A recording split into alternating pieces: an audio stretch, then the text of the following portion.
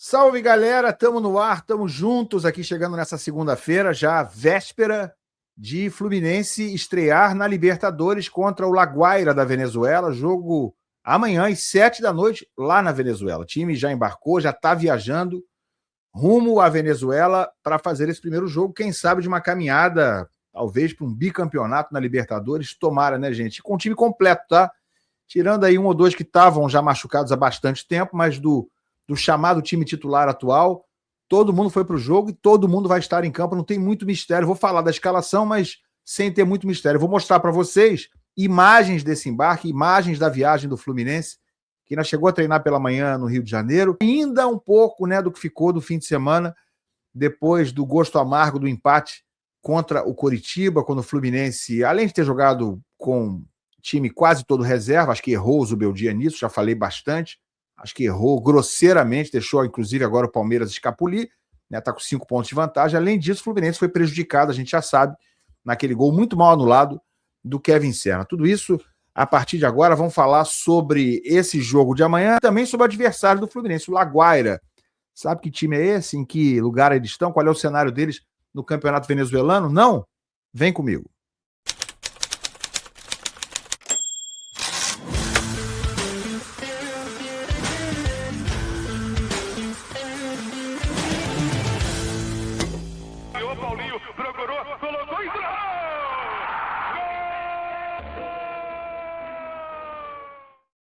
Minha gente, agora já com meu óculos aqui em posição para enxergar um pouquinho melhor hoje, tapete grená para vocês, galera, se inscreve no canal, tá faltando o quê? Clica aí embaixo no botão da inscrição, é de graça, assim como o like, tá? Like, inscrição e hype, bota aí também o botãozinho do hype aí, clica aí, tudo 0800 e você me ajuda demais. Bom, galera, vamos lá, né? Rodada que ficou um gostinho bem amargo para o torcedor do Fluminense depois desse empate fora de casa. Acho que era para ter vencido lá o Coritiba, mas o que dá para a gente trazer de bom, acho que o Fluminense coletivamente mais uma vez mostrou força, mostrou que é um time hoje encaixado, que encara qualquer time de igual para igual, mesmo fora de casa, o Coritiba, mesmo o Fluminense jogando com seu time quase todo reserva, foi bem superior ao Coritiba e não ganhou no detalhe, não ganhou porque teve um gol mal anulado e não ganhou porque, a meu ver, faltou coragem, faltou ambição ao Zubeldia de não mexer no time todo assim, podia poupar 2, 3 jogadores, né? Não jogar com 7 reservas como ele fez. O cara começar com Savarino no banco e o Ganso de titular é imperdoável. Aliás, sobre o Ganso, vocês viram esse lance do Ganso aqui no jogo? O Ganso correu risco, né, cara? Olha o Ganso ali, ó. Olha o que ele vai fazer. Ele dá uma cabeçada no jogador do Coritiba. O cara tá meio apurrinhando ele, tá cercando ele, ó, mas olha o que ele vai fazer. Ele dá a volta, ó o que ele vai fazer. Cabeçada, cara.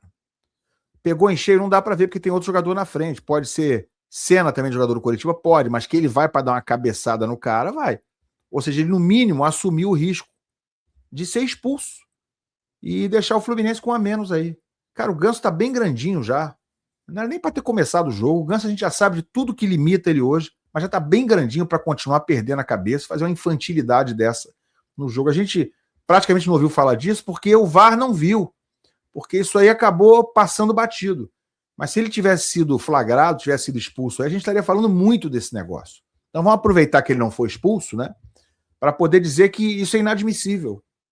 O jogador botar o time em risco nesse nível, não dá, né?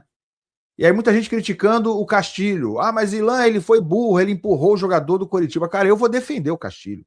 Que ele tenta se desvencilhar do cara, no gol anulado, é verdade. Mas alguém vai dizer que realmente o jogador do Coritiba não estava segurando o Castilho antes? Porque se ele for rigoroso, então antes dele fazer a falta no jogador do Coritiba, teve pênalti. O cara tá segurando o Castilho. Para mim não foi nada, tá? Nem pênalti, nem falta, não é nada. Esse lance aí, cara, isso aí acontece 5 vezes em cada escanteio com vários diferentes. No jogo do Palmeiras ontem, muita gente achando que o Palmeiras foi beneficiado, né, no segundo gol da vitória, que o Gustavo Gomes teria empurrado ali o David Duarte, ex-jogador do Fluminense. Para mim não foi nada ali também. É tipo de lance que acontece vários em cada escanteio. No mesmo escanteio do gol do Palmeiras, os caras do Bahia estão segurando os jogadores do Palmeiras, claramente. Entendeu? Tem outros jogadores ali segurando o jogador do Palmeiras, tentar impedir que eles finalizem. E o que aconteceu ali com o jogador do Coritiba e o Castilho foi exatamente isso. Aí, em algum momento, o Castilho consegue se desvencilhar, o cara cai para trás. Não tem nada aí, cara. Não tem nada. E a bola nem passa por esse... Quer dizer, o gol não passa por isso. Isso é completamente fora do lance. Mais uma vez ali, ó, o Castilho ali, ó. O cara já tá segurando o Castilho e o Castilho simplesmente se desvencilha dele. Para mim, isso é absolutamente nada. E o Fluminense ficou no prejuízo, esquece. Não volta mais. Né? O Fluminense já foi muito prejudicado contra o Palmeiras. Rodada 3 ali, por ali, né, no início do campeonato. Um pênalti inventado para o Palmeiras, com um mergulho do Vitor Roque na área, né? Parecia um mergulhador. E foi decisivo no resultado do jogo. O Fluminense jogou até bem contra o Palmeiras, poderia ter vencido e perdeu também por causa desse pênalti marcado.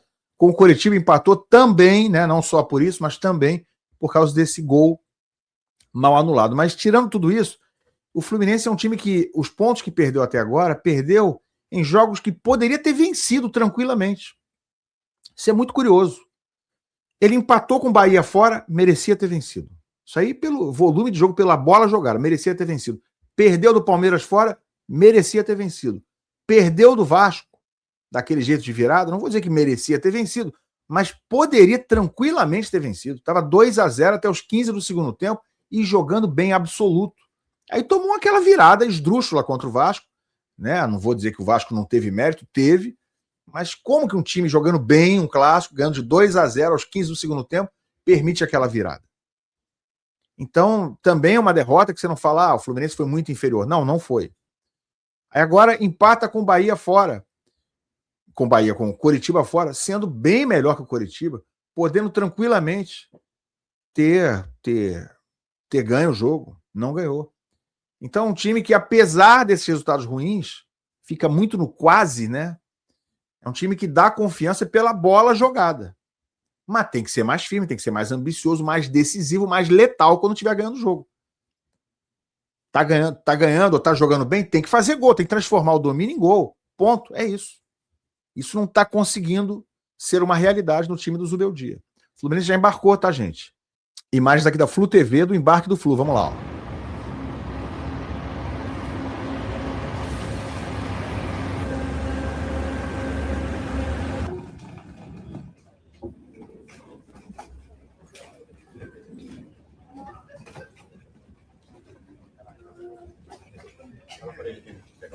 Isso ali no meio da tarde no Galeão, tá?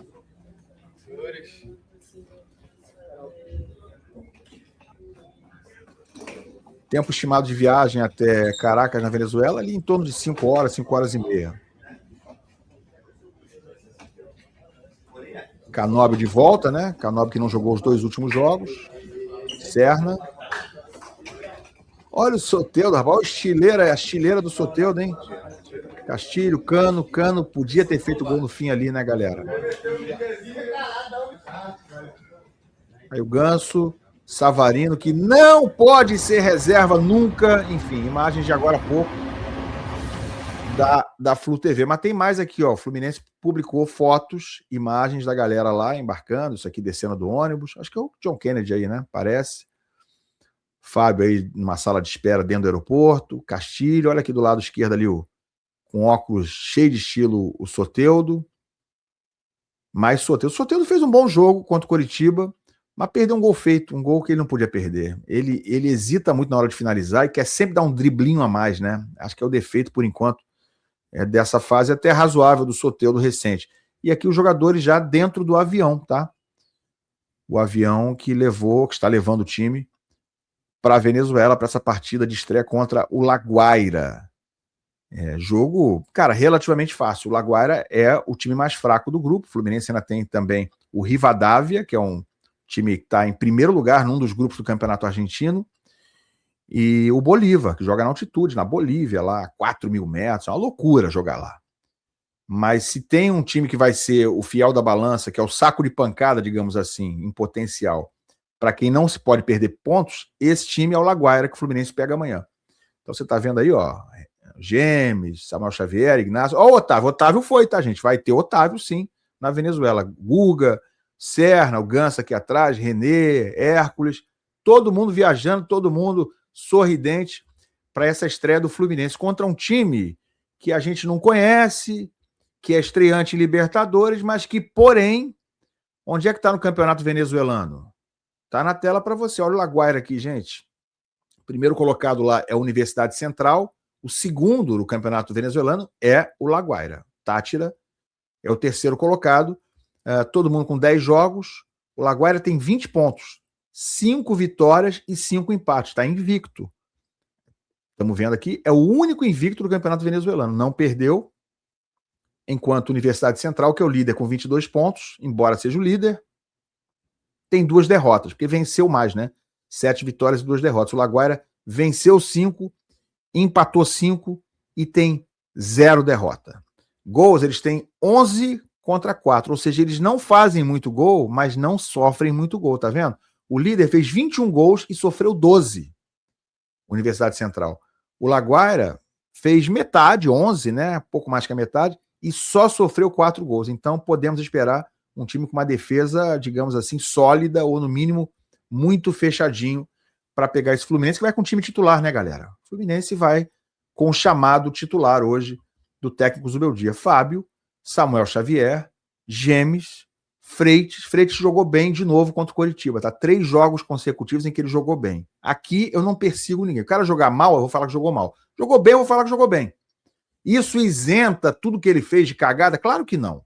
Isso diminui o risco sobre botar um cara que se arrisca tanto e coloca tantos resultados desnecessariamente em risco? Eu acho que não.